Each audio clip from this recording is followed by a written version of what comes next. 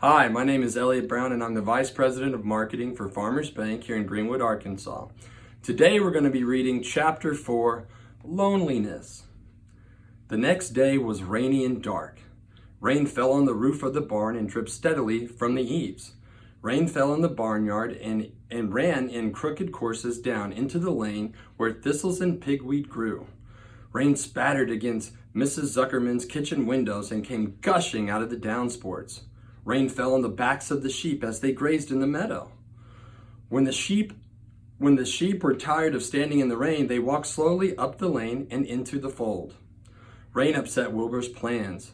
Wilbur had planned to go out this day and dig a new hole in his yard. He had other plans too. His plans for that day went something like this. Breakfast at 6:30.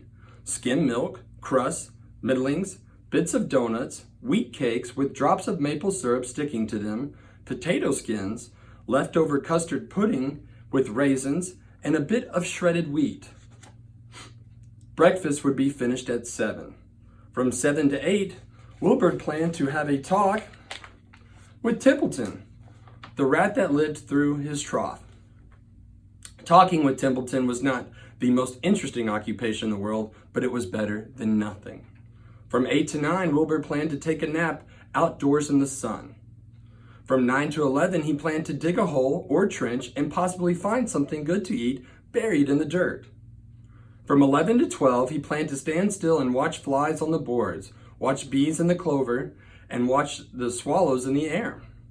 12 o'clock, lunchtime. Middlings, warm water, apple parings, meat gravy, carrot scrapings, meat scraps, stale hominy, and the wrapped off package of cheese. Lunch would be over at 1. From 1 to 2, Wilbur planned to sleep. And from 2 to 3, he planned to scratch itchy places by rubbing against the fence. From 3 to 4, he planned to stand perfectly still and think of what it was like to be alive and to wait for Fern. At 4 would come supper, skim milk, provender, leftover sandwich from Lurvy's lunchbox, prune skins, a morsel of this, a bit of that, fried potatoes, marmalade dripping, a little more of this, a little more of that, a piece of baked apple, and a scrap of upside down cake. Wilbur had gone to sleep thinking about these plans. He awoke at 6 and saw the rain, and it seemed as though he couldn't bear it. I get everything all beautifully planned out, and it has to go and rain, he said. For a while he stood gloomily indoors, and then walked to the door and looked out. Drops of rain struck his face. His yard was cold and wet. His trough had an inch of rainwater in it, and Templeton was nowhere to be seen. "Are you out there, Templeton?" called Wilbur. There was no answer. Suddenly, Wilbur felt lonely and friendless. "One day just like another," he groaned. "I'm very young. I have no real friend in here in the barn. It's going to rain all morning and afternoon, and Fern won't come in such bad weather. Oh, honestly!" And Wilbur was crying again. And for the second time in 2 days.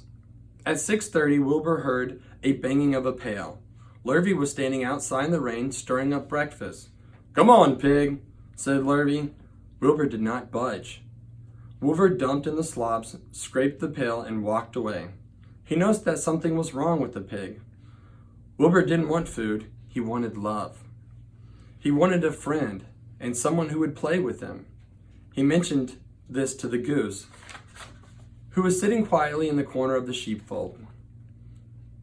"Will you come over and play with me?" he asked. "Sorry, Sonny, sorry," said the goose. "I'm sitting here, sitting on my eggs, 8 of them.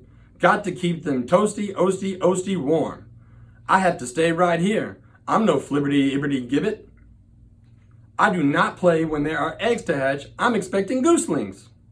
"Well, I didn't think you were expecting woodpeckers," said Wilbur bitterly. Wilbur next tried one of the lambs. "Will you play with me?" he asked. "Certainly not," said the lamb. "In the first place, I cannot get into your pen, and as I am not old enough to jump over the fence. In the second place, I am not interested in pigs. Pigs mean less to me than nothing." "What do you mean, less than nothing?" replied Wilbur. I don't think there's any such thing as less than nothing. Nothing is absolutely the limit of nothingness. It's the lowest you can go.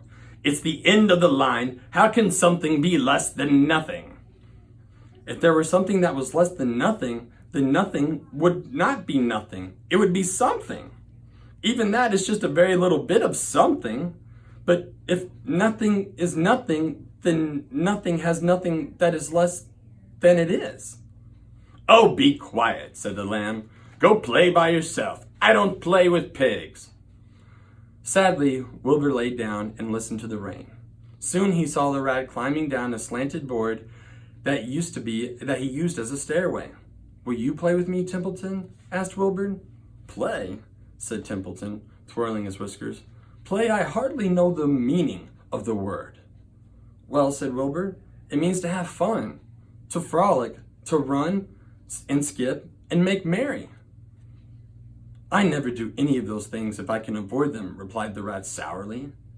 I prefer to spend my time eating, gnawing, spying, and hiding. I am a glutton, but not a merry maker. And right now I'm on my way to your trough to eat your breakfast, since you haven't got sense enough to eat it yourself. And Templeton the rat crept stealthily along the wall and disappeared into a private tunnel that he had dug between the door and the trough in Wilbur's yard. Templeton was a crafty rat, and he had things pretty much his own way. The tunnel was an example of his skill and cunning. The tunnel enabled him to get from the barn to his hiding place under the pig trough without coming out in the open. He had tunnels and runways all over Miss Zuckerman's farm, and he could get from one place to another without ever being seen. Usually, he slept during the daytime and was abroad only after dark. Wilbur watched him disappear into his tunnel, and in a moment he saw the rat's sharp nose poke out from underneath the wooden trough. Cautiously, Templeton pulled himself up over the edge of the trough. This was almost more than Wilbur could stand on this dreary, rainy day to see his breakfast being eaten by somebody else. He knew Templeton was getting soaked out there in the pouring rain, but even that didn't comfort him. Friendless, dejected, and hungry, he threw himself down in manure and sobbed. I think there's something wrong with that pig of yours. He hasn't touched his food. Give him 2 spoonfuls of sulfur and a little molasses, said Mr. Zuckerman. Wilbur couldn't believe what was happening to him when Lurvy caught him and forced the medicine down his throat. This was certainly the worst day of his life. He didn't know whether he could endure the awful loneliness any more. Darkness settled over everything, and soon there were only shadow and the noises of the sheep chewing their cods, and occasionally the rattle of a cow chain up overhead.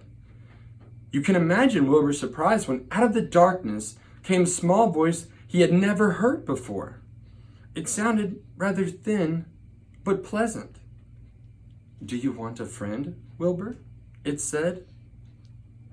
I'll be a friend to you. I've watched you all day, and I like you. But I can't see you, said Wilbur, jumping to his feet. Where are you? And who are you? I'm right up here, said the voice. Go to sleep, and you'll see me in the morning. The end.